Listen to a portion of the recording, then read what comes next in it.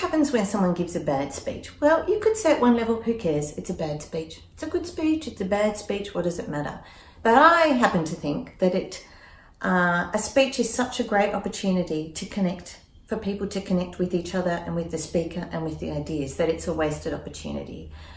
When we go to see someone speak and they disappoint us, it actually hurts. We sit there and we think, oh no, I wish at this birthday celebration the speaker could have said the right things about our friend, or at the funeral, or at the workplace farewell.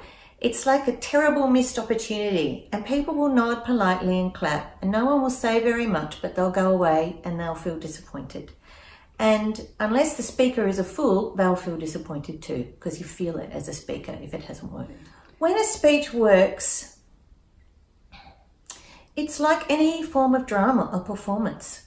There is a palpable feeling in the room. There is something that rises between and beyond all the people in the room that connects them.